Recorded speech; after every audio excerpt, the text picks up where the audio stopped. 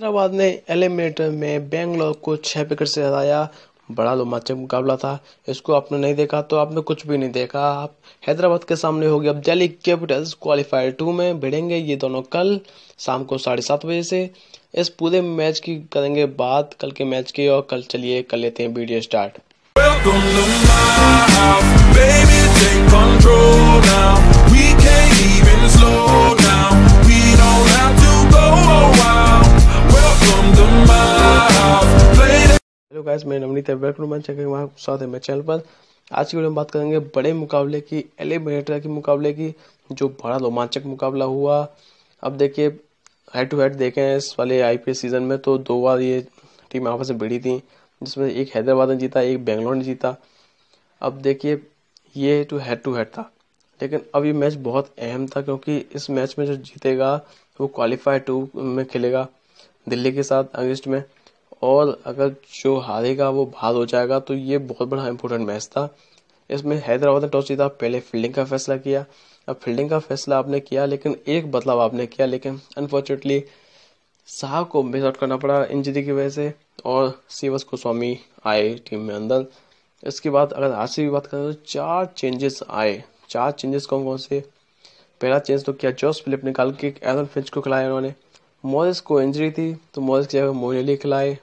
और अगर बात करें तीसरे चेंज की तो तीसरा चेंज था उदाना की जगह पे एडम जंप आए, और चौथा शाहबाज अहमद की जगह नवदीप सैनी आए। तो ये 4 चेंजेस थे इस टीम में। और देखिए, वैसे सबसे बड़ी गलती तो यही करी थी ना, 4 चेंजेस करके। अगर शायद चाह के अगर 2 चेंज करते तो शायद बेटर रहता, क्योंकि एक वो तो मजबूरी वाला था, क्योंकि मॉरिस का जो है ना वो चोटिल हो गए थे, तो शायद हो सकता है वो तो होना ही था, फोर्स चेंज था वो तो।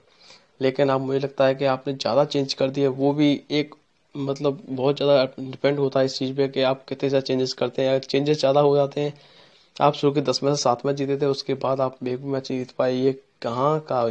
ये समझ में नहीं आ रहा। मेरे तो कुछ समझ में आया नहीं कि बैटिंग परफॉर्मेंस बिल्कुल समझ में नहीं आई। विराट कोहली ओपनिंग पे आए और देवदत्त पाटिल के साथ विराट कोहली ओपनिंग पे क्यों आए, मुझे तो समझ में ही नहीं आया, क्योंकि विराट कोहली का ओपनिंग करने का मतलब ही नहीं है। जब एरन फिंच आपने खिलाए हैं तो एरन फिंच को आप नंबर 1 पर खिलाइए। एरन फिंच और देवदत्त पाटिल को खिलाते तो शायद कुछ चांस बनता, क्योंकि अच्छी शुरुआत देते इस विराट कोहली, एबी डिविलियर्स, मोइन अली, ये 3 खिलाड़ी हो जाते, अच्छे खिलाड़ी थे। और सेवन तो ये सबसे बड़ी दिक्कत ये रही है कि हमारा कॉम्बिनेशन ही बन पाया। आज से भी कॉम्बिनेशन बन ही नहीं पाया कि कौन से 11 खिलाड़ी होने चाहिए जो अच्छे हों, ये दिक्कत कर गई।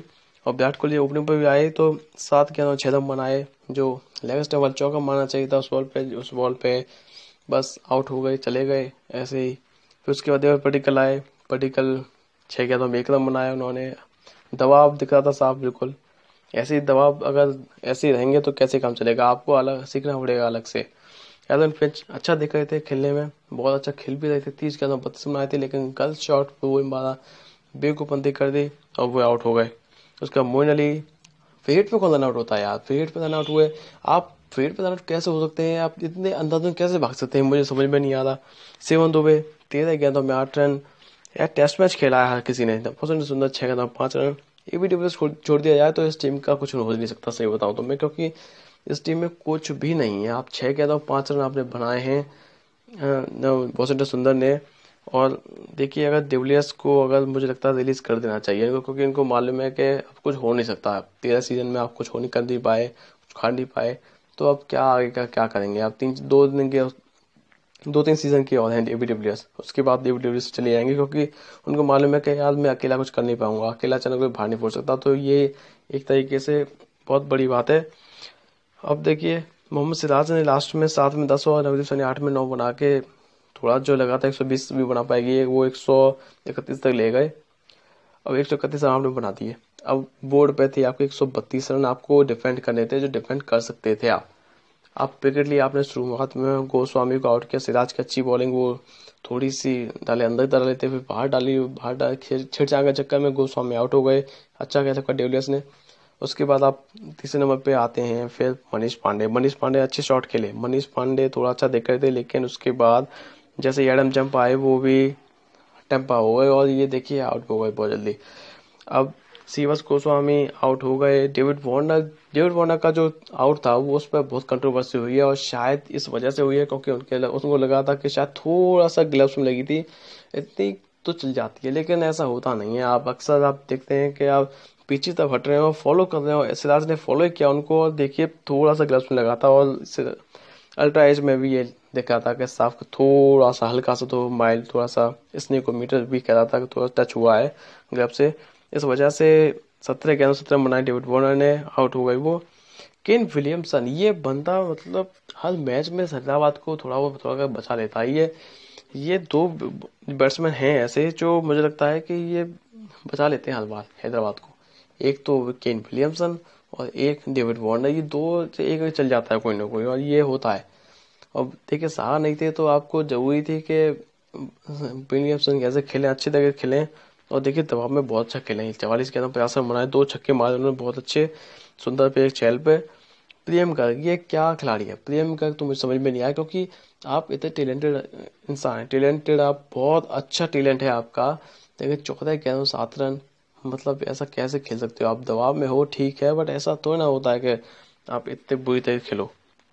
होल्डर की तारीफ करनी पड़ेगी, 20 के अंदर 24 रन। देखिए बॉलिंग में योगदान देते हैं, बैटिंग में योगदान देते हैं। वैसे मुझे लग नहीं गया था पंचेस जब ये आए थे पहले मैच में, तो मुझे लग रहा था कि ये शायद इतने अच्छे बैट्समैन हैं, ये मुझे पता नहीं क्या होगा इनको। बेंगलोर क्लब ज़्यादा चल जाते हैं कि 10-25 मारे थे पिछले मैच में, और इसमें 20-24 ज़्यादा ही बेंगलोर पसंद है इनको। 20 के अंदर 24 रन, तो इस तरीके से यहाँ पर 4 विकेट जब 67 पे आपने ले ली ना, तो उसके बाद आप दबाव बहुत ज़्यादा महसूस कर देते हैं हैदराबाद के लिए। और ये शायद अगर 1-2 विकेट, वो जो देवदत्त पट्टिकल का जो कैच था वो अगर हो जाता तो शायद रिजल्ट कुछ और हो सकता था, क्योंकि मुझे लगता है विलियमसन ने ही इस मैच में आग लगा दी है, और विलियमसन ही एकमात्र ऐसे हैं जिन्होंने आरसीबी को इस आईपीएल से बाहर किया है। और आज अगर वो कैच देवदत्त पट्टिकल ले लेते तो शायद आज ये नौबत नहीं आती, और कहते हैं आरसीबी आउट ऑफ आईपीएल 2020, ये शायद एसआरएच आउट ऑफ आईपीएल 2020 हो जाता है ये। लेकिन चलिए, अब ये नहीं होता वो नहीं होता, ये नहीं होता वो नहीं होता, ये तो सब चलती रहती है, क्या ये उसमें कोई बात नहीं है। अब कुछ हो नहीं सकता क्योंकि आरसीबी बाहर हो चुकी है। अब 2 टीम भिड़ेंगी क्वालीफायर 2 में, दिल्ली और हैदराबाद। अब मैं तो किसी तरफ हूँ, मैं दिल्ली और मुंबई का फाइनल करवाना चाहता हूँ, क्योंकि दिल्ली अच्छी टीम लग रही है मुझे, हैदराबाद में कोई दमखम लग नहीं रहा है यार। 132 पे चीज़ का कैसे स्थिति बना ली इन्होंने, जीत गए पर ठीक है 132, लेकिन मुझे लगता है कि यार हैदराबाद फाइनल पहुंचेगी, मुझे भी कोई लगता ये क्वालीफाई 2 तक पहुंच गई, ये बहुत बड़ी बात है।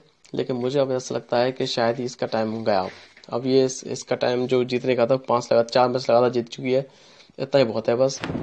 तो मुझे लगता है कि अब इस टीम में दमखम इतना नहीं है फाइनल खेल सके, और फाइनल अगर खेलना भी है तो बहुत अच्छा प्रदर्शन करना पड़ेगा दिल्ली के खिलाफ, क्योंकि दिल्ली की बॉलिंग ऐसी नहीं है आरसीबी जैसी, क्या कोई सिराज जैसी, नवदीप सैनी इतनी अच्छी बॉलिंग नहीं कराई इन्होंने।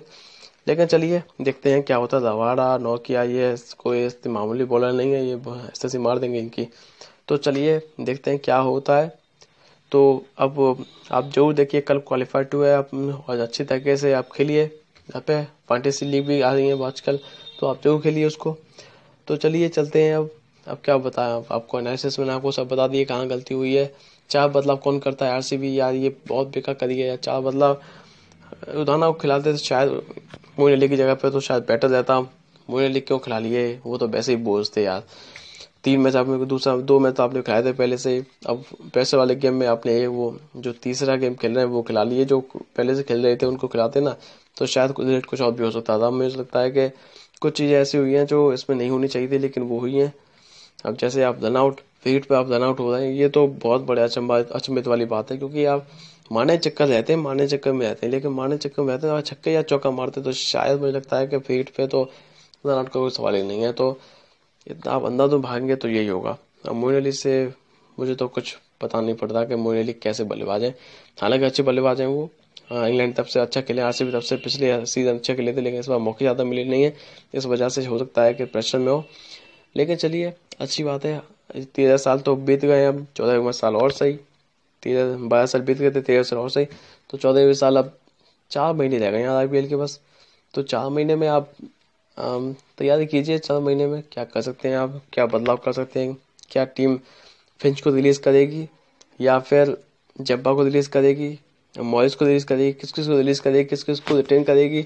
विराट कोहली डिविलियर्स को रिटेन रहेंगे ही, इसके बाद चहल को कर लीजिए आप, और मेरे हिसाब से तो और कौन है जो मैच विनर है, मुझे तो लगता नहीं है आपको कोई टीम बदलनी पड़ेगी, मुझे ऐसा लगता है। चलिए देखते हैं क्या करते हैं। ये रिलीज करने पड़े, कौन कौन से प्लेयर रिलीज करने पड़ेंगे। मोइन अली हो सकते हैं एक ऑप्शन रिटेन करने वाले, और एक शायद कौन हो सकते हैं, एक फिंच हो सकते हैं, फिंच को करेंगे। चलिए देखते हैं कौन करते हैं। ये तो 4 महीने में मालूम पड़ जाएगा अब, क्योंकि अब टीम ज़्यादा ऑक्शन इस बार होंगे नहीं, तो केवल इसी तरीके से जो टीम लेना चाहती है वो ले सकती है, रिलीज कर सकती है, इस तरीके से भले हो जाए। तो चलिए चलते हैं। आपको क्या करना है, आपको मेरा चैनल सब्सक्राइब करना है अगर पहली बार आए हैं तो, और वीडियो को लाइक एंड शेयर करना है, और साथ ही प्रेस द बेल आइकन जिससे आने वाली वीडियो नोटिफिकेशन मेरे पहले पहुंच जाए। ठीक है। अब दूसरा चैनल भी है मेरा, नवली प्रोडक्शन, जिसमें कोरोना का मूवी बनाई है। अब आपको उसको सब्सक्राइब कर लीजिए, क्योंकि सब्सक्राइब नहीं करेंगे तो कोरोना को नॉलेज कैसे मिलेगी, कोरोना कैसे फैला, क्या है, तो वो जरूरी है।